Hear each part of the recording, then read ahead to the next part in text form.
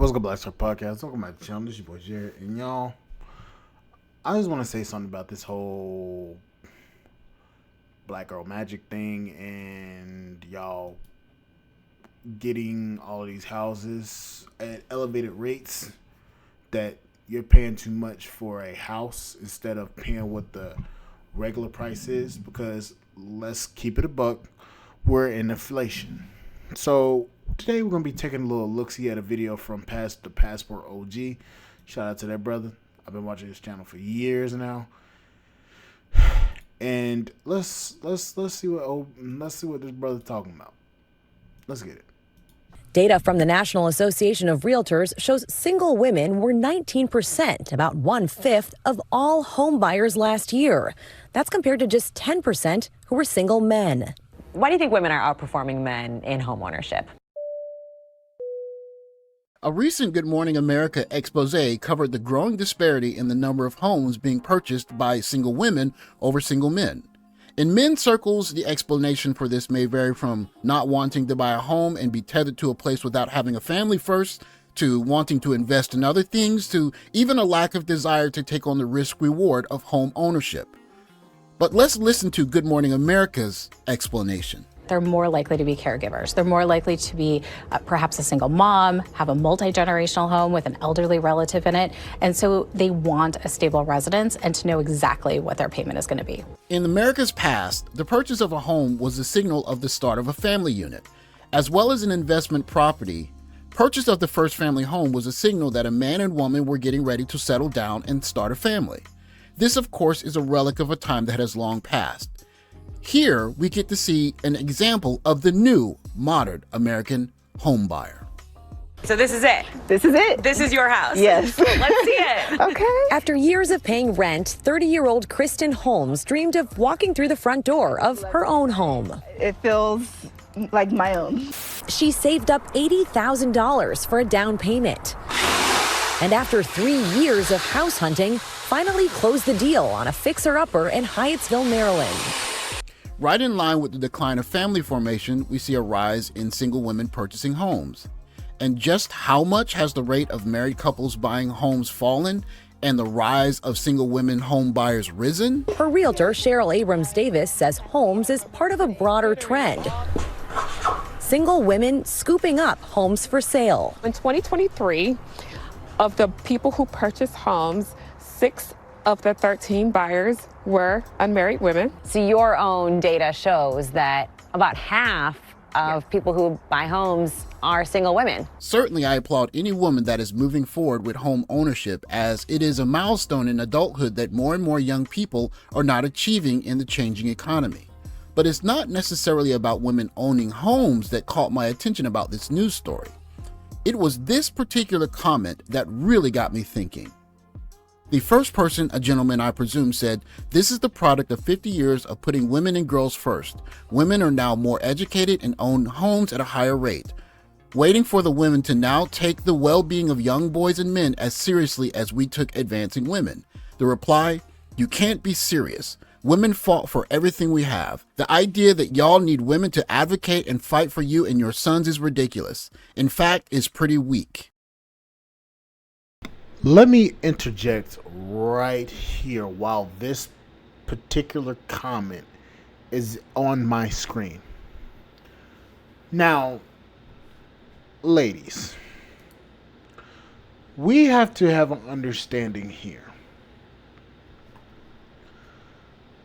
A lot of you don't understand the struggles that a lot of men go through. In particular, you don't care. There's a lot more on men there's a lot of stuff that men have to think about before even attempting to buy a house. And this right here, this the first comment, not the response comment, but the first comment. That comment is true, and that reigns supreme in the black community. Black women's education was prioritized while the education of black boys and black men was neglected. all the resources and finances were put into black women and none was allocated towards black men. And that's the reason why you're seeing a lot of black men nowadays starting to say, fuck it, we're going to do our own shit.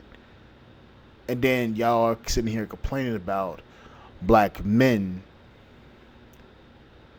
talking about black women and trying to advance themselves and trying to advance black men for the greater good. That's the reason why you're seeing a lot of women come out against channels that are speaking empowerment to black boys instead of black men, instead of black women. And the second comment, you can't be serious. Women fought for everything. We have. No, you fought, but the thing is, it wouldn't have been given to you until black men got behind you.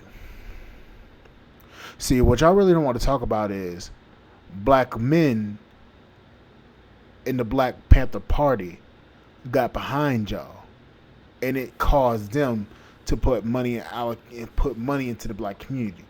But the thing is, they went for the weakest link through all of these programs that prioritize black single mothers. That money was only allocated towards black women. Black women, black mothers, they prioritize the education of their black daughters, and they always held back their sons because their sons didn't have a masculine role model in the house to be able to teach them how to go out there and be a go-getter. That's the reason why a lot of men are saying, I need to find a woman that's going to actually be a good mother and a good candidate as a wife, instead of just picking somebody that already has kids by another man. Because you don't know how that woman is in her household. That's a household. That's an incompatible household. That household is already there. Instead of building from the foundation and building your own household. And let's continue. The idea that y'all need women to advocate and fight for you and your sons is ridiculous. No, you're fighting for the progression of the black community. But as we know, black women see themselves as a subset of black people and don't see us all as a whole. So now that black men are starting to step out and say, you know what, since y'all don't really give a shit about us, we're going to do our own thing, prioritize ourselves and prioritize black boys. Y'all have a problem with that because it's pulling resources and attention away from y'all. This got me to question, simply, as women prosper more in society designed to help women succeed, do women owe anything back to said society, or will certain narratives continue? It is here where I saw the news story that really got me thinking about the answer to this question. Now, as we celebrate Black History Month on GMA, this morning we're looking at mental health among black women in particular and how the culture of struggling in silence is now changing with a new generation. Deborah Roberts sat down with two women who are paving the way. A YouTube search for Good Morning America, Black Men's Mental Health, revealed this search. What is overwhelmingly clear is that outside of a few TED Talks, the wide variety of talk about black mental health slant in one particular direction. In Black History Month, it's quite interesting indeed to see the coverage of black mental health be centered on a network like ABC, primarily around one side of the black community. And this video, within a week of the first video, explains the expectations that come from said attention. But in communities of color, the conversation can be a little tricky, particularly amongst older women who prioritize strength and perseverance. Yet a mom and daughter from Maryland are trying to bridge that divide. I would tell her about, other things going on with myself physically, but when it came to mental health, it just wasn't a discussion that we had in our family. From a small child, my emotions, you suppress them, you suck it up, you keep it moving. Lauren and Glenda Boone expressing a long-held belief among black women. Keep your struggles and your innermost feelings to yourself. It is in the comments of this video that I saw an interesting dynamic playing itself out. Wow, it's Black History Month and they separate black women and men from mental illness? America is terrible. We can't even stand together in mental health, shaking my head. I never knew that black women was a different subgroup from other black people. Let the media tell it they experienced the black experience different from everyone else. Who knew? Extreme sarcasm. As you see, the Black History Month is being prioritized for black women and black women's mental health, which a lot of them have a lot of mental health issues which needs to be taken care of. But what is never talked about is the mental health of black men. See, y'all want to sit here and act like black women have gone through a lot of stuff, which they have. But y'all never take the time and understand what black men have really gone through in this country. Even within the black community, whenever another black man sees a black man, we cannot tell whether that black man is a threat or a friendly. In military terms, we can't tell if they're a friendly or a enemy. Where we look at each other as a threat. We've been conditioned as a society and as a community to look at black men as an opposition, as an enemy, as a threat. But we never talk about the mental and emotional instabilities and hurt that causes among black men and in the black community. We're always focusing on black women and growing black women as a whole, but we've never taken the time to actually understand what black men have gone through, why black men don't want to even protect the community, don't want to do anything in the community, or why black men feel that they have to go overseas and find a wife that's of value. We never want to have these conversations. We never even want to talk about it. It's always shunned under the rug as black men are just trash. Black men don't want to do anything. But we never actually go into depth and actually understand what these black men are going through, what we as black men go through. We always prop up black women, but let me tell you something. As a black man in America, I have to worry every fucking day about another man perceiving me as a threat. I can't talk too loud, can't act too aggressive. I can't do anything without being looked at as a threat. I'm a 6'2", 340-pound black man that's built. I'm not a flabby fucker. I'm sorry. I'm not a fat bastard that's got jelly rolls hanging down to his kneecaps. I'm not one of those dudes. You look at me and you hit my body. I'm a fucking built dude. I'm muscle. But I cannot act like all these other people act. I have to always monitor what I say, how I act, what I do. You see black women out here fighting like cats and damn dogs, and they seeing what black men are being treated like every fucking day. I get pulled over. I have to worry about me reacting too fast because I could potentially end up with a fucking bullet in my head. Y'all don't understand what the fuck what we go through. Y'all think it's all fucking peaches and rainbows. Y'all don't understand a fucking thing what black men have to really go through. Y'all hear about all this other bullshit and listen to all this other bullshit, but y'all don't really know what goes on in black men's head.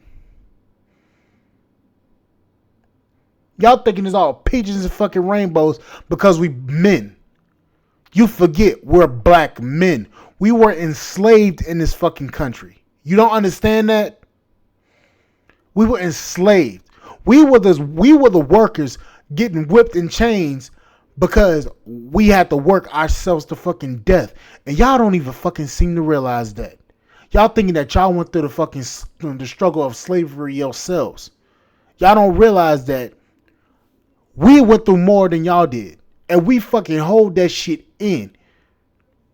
Now that black men are starting to open up about our true experiences, now y'all want to sit here and say, shut up. We don't give a damn about your experience.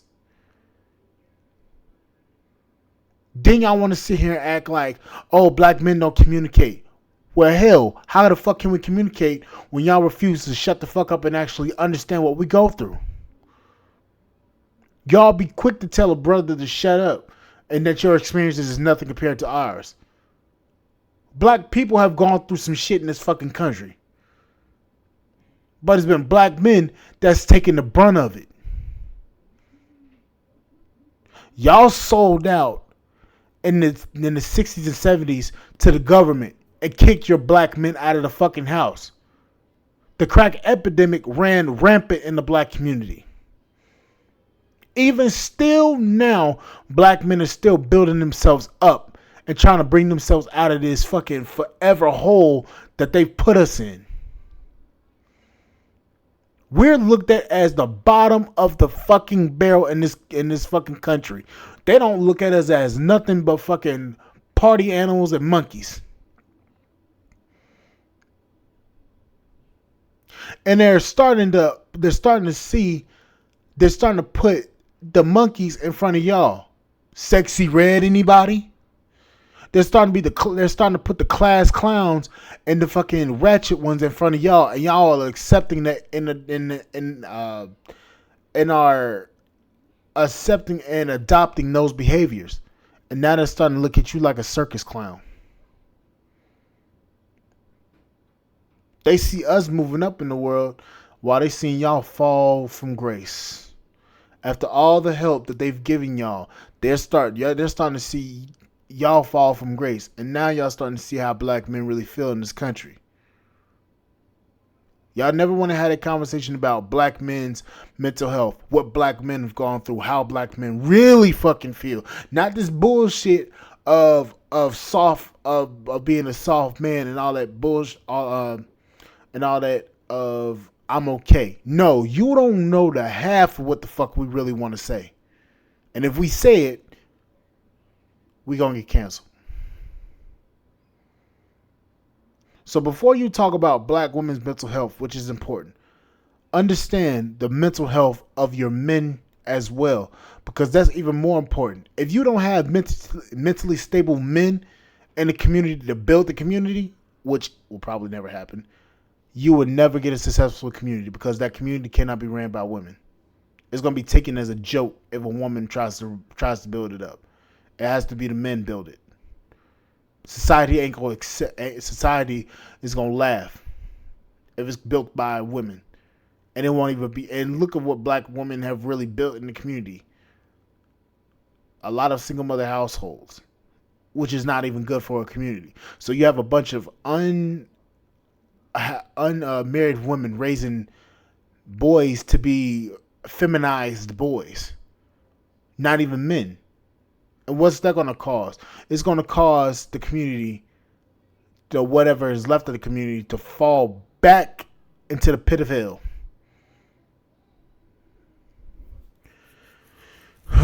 Yeah, this is going to be the last video I do tonight.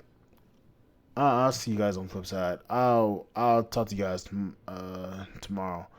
Like, share, subscribe, channel, support podcast, and support.com. I'll see you guys on the flip side. I need to go calm down. Bye, guys.